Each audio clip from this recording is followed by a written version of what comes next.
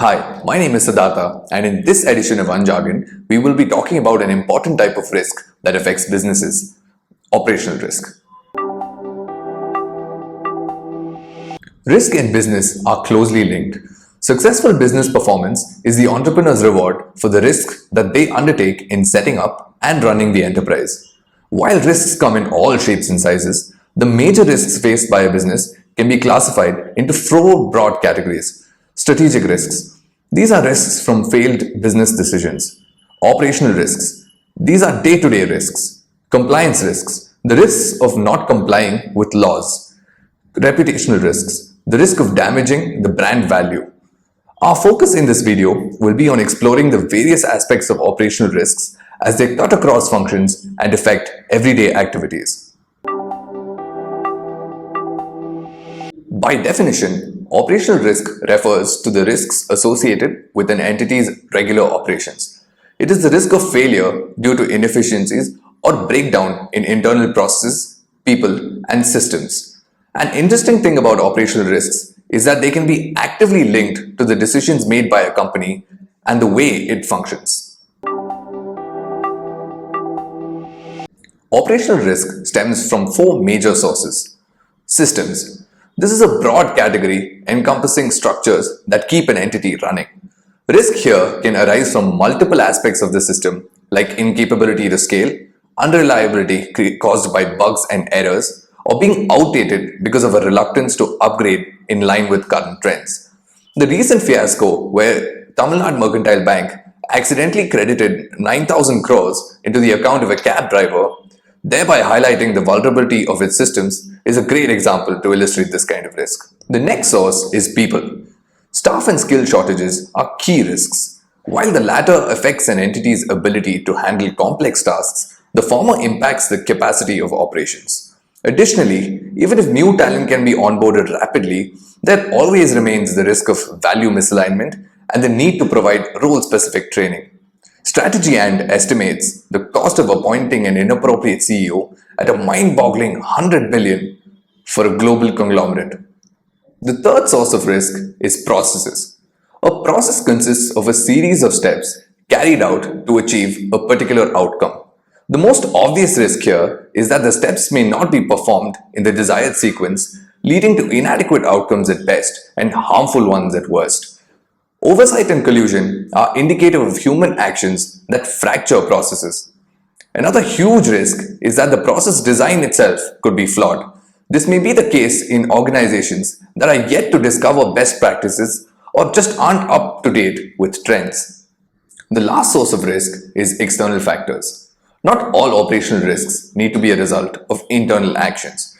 They could also be a result of external events, natural disasters, epidemics, defaults by customers, and geopolitical risks like sanctions, wars, hostile takeovers of governments are examples of operations being threatened by external factors.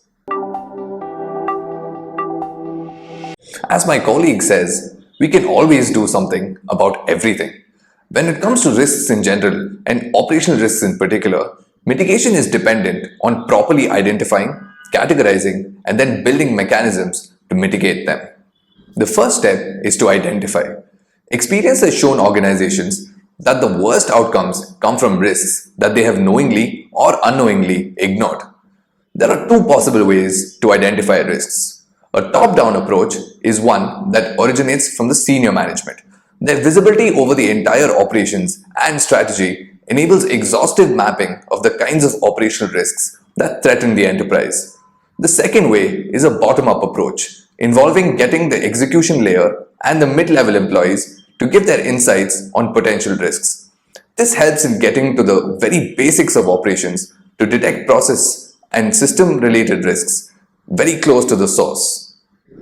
The next step is to categorize risks. In the interest of optimizing the limited resources that an organization has, proper categorization is essential for a proportionate response. Categorization must be specific to the organization because the risks faced, appetite, and the resources available to mitigate them vary significantly across entities. Available frameworks, like the Basel framework for banks, can serve as a valuable starting point without compromising the need to incorporate specific elements from the organization's own experience. Illustratively, an operational risk matrix based on likelihood of occurrence and severity of impact on business operations will show three major categories of risk. A category A risk has a high probability of occurrence along with catastrophic consequences for the enterprise. For an entity in a war zone like Ukraine or Afghanistan, the external factor risks are category A risks. A category B risk has a lower likelihood of occurrence and the impact is not as severe as a category A risk. A category C risk has the lowest likelihood of occurrence and minimal impact.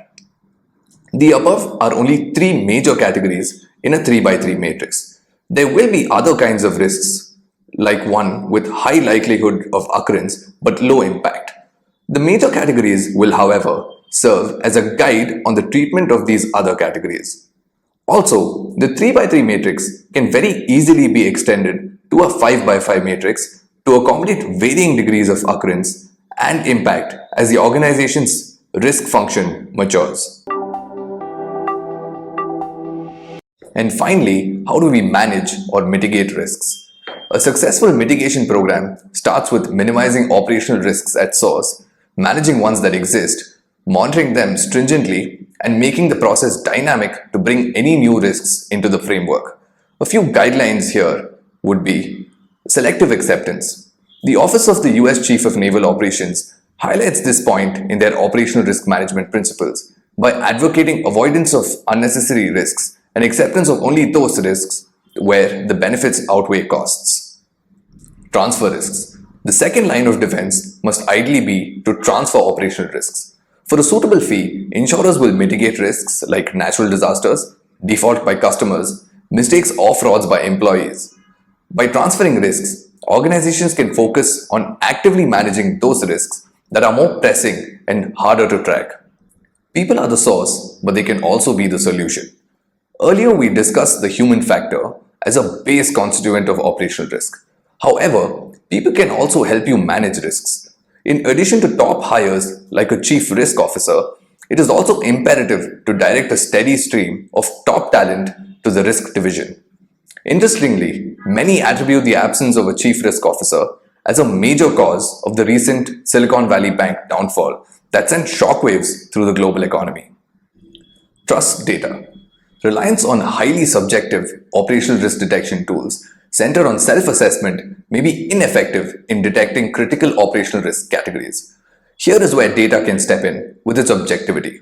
On the basis of collected data, baselines can be established and metrics like key risk indicators or KRIs can be built to monitor the risk tolerance threshold. KRIs are metrics that track the riskiness of any activity in relation to overall business objectives. They measure the delta in risk exposure over time. It is essential that KRIs are linked to an action in the risk mitigation program and assigned to an action owner. Maximum value can be derived from KRIs that are current or leading in nature to help in preempting risk events.